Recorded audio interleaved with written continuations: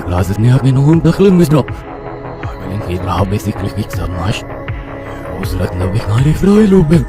مقبول صابن. وضع نوي جنب تقوم دخلن مجد مجد. أجرب لي دروس.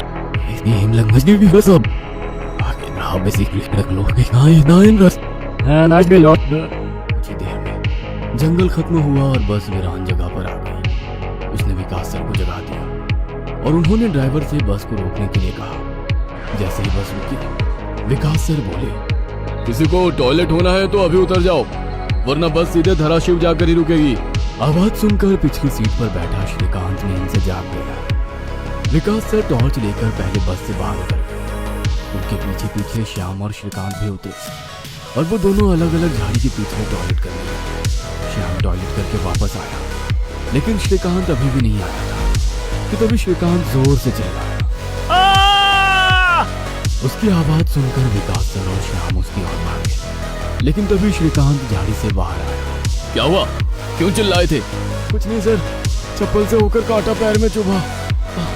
उसकी आवाज सुनकर ड्राइवर और फिर नीचे उतरे थे। वो सब बस में वापस चलने ही वाले थे कि तभी एक बाइक बस के सामने आकर रुक गई। अरे भाई साहब, यहाँ के नहीं हो क्या आप? क्या आपको पता नहीं कि इस रास्ते पर लोगों को हमेशा चकवा लगता है? बाइक चलाने वाला बोला। चकवा नाम सुनकर विकास सर बोले, हाँ पता है, हम बस निकल ही रहे हैं। और वो सब बस में बैठ गए। सर, वो आदमी किस चकवे के बारे में बात कर रहा था? प्यून ने अगली सीट से ही मुड़कर विकास सर से पूछा। हिंदी में चकवा मतलब छलावा, छलावा मतलब भूत। कहते हैं जो लोग रात में सफर करते हुए मरते हैं, उनकी आत्मा छलावा बन जाती है। छलावा रात को सफर करते हुए यात्रियों को पकड़ लेता है और उन्हें अपने गंतव्य स्थल तक पहुंचने ही नहीं देता। वो बस उन्हें उसी जगह पर घुमाते रहता है। कितना भी भाग लो या फिर गाड़ी तेज भगाओ, आप उसी जगह पर आप पहुंच जाओगे जहां आपको छलावा ने पकड़ लिया था। या फिर वो लोग रास्ते से भटक जाएंगे और उस जगह पहुंच जाएंगे जहां पर छलावा उन्हें ले जाना चाहता है। विकास सर ने बताया। इसके बाद ड्राइवर बोला, और यात्री रात भर उसी जगह पर बार बार घूमते हैं। वो तब तक रास्ता भटकते हैं जब तक सूरज ना उगे। जैसे ही सूरज उगता है, उनकी ताकत कम हो जाती है। मेरे कुछ ड्राइवर दोस्त हैं, उनको भी छलावे ने पकड़ लिया था। कहते हैं छलावा बस उन्हीं यात्रियों को पकड़ता है जो थके हुए होते हैं, क्योंकि उन पर हावी होना बहुत आसान होता है ना। फिर तो छलावा बहुत ही खतरनाक है। प्यून घबराते हुए बोला, अरे कुछ खतरनाक नहीं है, ये सब अंधविश्वास है। ड्राइवर जब थक जाता है तो रात में उसे रास्ता समझना मुश्किल हो जाता है, इसलिए उसे भ्रम हो जाता है और वो रास्ता भटकता है। इसे ही अनपढ़ लोगों ने भूत यानी चकवा या छलावा का नाम दिया है। विकास सर बोले। ये सभी बातें श्याम और श्रीकांत सुन रहे थे। नहीं सर, छलावे होते हैं और कुछ छलावे तो जानलेवा भी होते हैं। मेरे दादाजी को छलावे ने इतना परेशान किया था कि मरते मरते बचे थे। रात को जितने भी एक्सीडेंट होते हैं, उनमें से कुछ ना कुछ एक्सीडेंट छलावे के कारण ही होते हैं। वो रात के बेरहम शिकार होते हैं। यात्रियों की थकान और डर ही उनकी ताकत होती है। शिकारियों की तरह ही वे यात्रियों को डराते हैं, भगाते हैं और उनकी जान लेकर उनका शिकार करते हैं। हमें बस इतना पता चलता है कि कार एक्सीडेंट में उनकी मौत हो गई है, लेकिन मौत का कारण छलावा ही होता है सर। श्याम ने डरावनी आवाज में कहा। सर, इस का कुछ मत सुनो। इसकी बुआ राइटर है, उन्हीं से सुनी होंगी ये बातें। और राइटर लोगों का तो काम ही होता है बातें बनाना, उसी से तो उनका घर चलता है। पिछली सीट पर बैठे श्रीकांत ने कहा। श्रीकांत, चुप हो जाओ और सो जाओ, उन्होंने डांटते हुए कहा। और उसके बाद सभी लोगों ने आंखें बंद कर ली और सो गए। कुछ समय बीता। श्याम अभी भी जाग रहा था और खिड़की से बाहर देख रहा था। बस किसी जंगल के बीचों बीच से गुजर रही थी कि तभी उसने देखा कि रास्ते के किनारे एक बंद पड़ी चाय की टपरी है। लेकिन ये चाय की टपरी तो मैंने पीछे भी पहले वाले जंगल में देखी थी। वह मन ही मन बोला और खिड़की के बाहर देखने लगा। तब उसे पता चला कि वो तो वही जंगल है जो वीरान जगह से पहले आया था। वह भागते हुए ड्राइवर के पास गया। विजय मामा नींद में बस चला रहे थे। बीच बीच में आंखें झपका रहे थे। विजय मामा, बस कौन से जंगल में है? होगी किसी जंगल में। रास्ते में जंगल कम है क्या? नहीं मामा, हम वापस उसी जंगल में पहुंच गए हैं जहां पर बस के सामने जंगली सुअर आ गए थे। नहीं बेटा, तुम्हें कुछ तो गलतफहमी हो रही है। वो जंगल तो कब का पीछे छूट गया है ना। उनकी बहस सुनकर विकास सर नींद से जाग गए।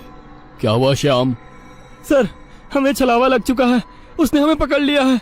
क्योंकि बस वापस उसी जंगल में आई है जहाँ से पहले गुजरी थी। लेकिन विकास सर भी ड्राइवर की तरह उस पर विश्वास नहीं कर रहे थे। सर, अगर आपको मेरी बात पर यकीन नहीं हो रहा है तो बाहर देखो, अभी कुछ देर रास्ते के किनारे एक ट्रक दिखाई देगा जो एक्सीडेंट में पलटी हो चुका है। और कुछ ही देर में रास्ते के किनारे सभी को पलटी हुई ट्रक दिखाई दी। ये देखकर सभी हैरान हो गए थे। ड्राइवर ने भी मान लिया कि श्याम सच बोल रहा है कि तभी जंगल खत्म हो गया और बस वही सुनसान वीरान जगह पर पहुंच गई जहां पर वो कुछ देर पहले टॉयलेट करने के लिए रोक दी गई थी। ये देखकर सभी की आंखें फटी की फटी रह गई थी। विकास सर की तो बत्ती ही गोल हो गई थी। श्रीकांत पिछले सीट से आगे आ चुका था। सबके चेहरे का रंग उड़ गया था। बस अभी भी रास्ते पर चल रही थी कि तभी वो फिर से वापस वही जंगल में पहुंच गई। वह सभी जान गए कि उन्हें छलावा ने पकड़ लिया है। ड्राइवर कोई दूसरा रास्ता मिलता है या नहीं ये देख रहा था, लेकिन फिर भी बस वापस उसी जंगल में आ जाती थी। ऐसा लग रहा था कि मानो पूरी दुनिया में बस वही एक रास्ता है जो घूम फिर कर उसी जंगल में ले आता है। सर, अभी इस छलावे से कैसे निकले? मैंने सुना है कि छलावे से बाहर तभी निकल सकते हैं जब सुबह हो जाए। इसका मतलब हमें रात भर इसी सड़क से गुजरना होगा, जंगल से वीराने में और वीराने से जंगल में। क्यों ना हम सुबह होने का इंतजार करते हुए उसी वीरान जगह पर रुक जाए। ड्राइवर बस चलाते हुए बोला। लेकिन शायद मैंने सुना है कि छलावे में रुकना ठीक बात नहीं है। नहीं सर, मेरी बुआ ने बताया था कि अगर सेफ जगह मिल जाए तो रुकने में कोई परेशानी नहीं है। बस इतना ही पता है तुम्हें? और कोई तरीका नहीं है क्या? है, लेकिन वो अभी के लिए नहीं है। और वैसे भी अगर जिस छलावे ने हमें पकड़ा है अगर वो कमजोर हुआ तो उसकी शक्तियाँ कुछ ही देर में कमजोर हो जाएंगी और हम छलावे से छूट जाएंगे। फिर वो छलावा हमें नहीं पकड़ सकता। इन सभी की बातें सुनकर सोए हुए सुशील सर जाग गए। अरे क्या हुआ? आ गया क्या मेरा बोरगांव? सुशील सर उबासी लेते हुए बोले। तभी सभी ने उन्हें घटी हुई घटना बता दी। यह सुनकर सुशील सर के तो मानो होश ही उड़ गए। लेकिन तभी ड्राइवर जोर से चिल्लाया, सर, आगे एक गांव आया है। यह सुनकर सभी लोग ड्राइवर की तरफ भागे। तब उन्हें रास्ते के किनारे एक बोर्ड दिखाई दिया जिस पर लिखा था, बोरगांव में आपका स्वागत है। यह देख सुशील सर जोर से चिल्लाए, ये तो मेरा गांव है, लेकिन हम यहाँ इतने जल्दी कैसे पहुँचे? हमें तो कोल्हापुर से निकले मुश्किल से 2 घंटे हो गए हैं और मेरा गांव कोल्हापुर से 6-7 घंटे की दूरी पर। ये आपका गांव नहीं है सर, छलावा है। आपके मुंह से बोरगांव का नाम सुनकर छलावा हमें बोरगांव दिखाकर गुमराह कर रहा है। लेकिन अच्छा हुआ बोरगांव आ गया। मुझे लगता है कि हमें यहाँ पर सुरक्षित जगह ढूंढकर छिप जाना चाहिए। और सुशील सर के घर से ज्यादा सुरक्षित किसका घर हो सकता है? लेकिन सर, छलावे में एक जगह पर रुकना खतरे से खाली नहीं है और छलावा खुद में ही खतरा है। वो खुद में सुरक्षित जगह कैसे रख सकता है? तुझे मेरे से ज्यादा पता है क्या? बचपन से मैं भूतों के बारे में सुनते और पढ़ते आया हूँ। तू तय रहा। विजय मामा, बस सुशील सर के घर की तरफ ले चलो। सुशील सर ने ड्राइवर को अपने घर का रास्ता दिखाया।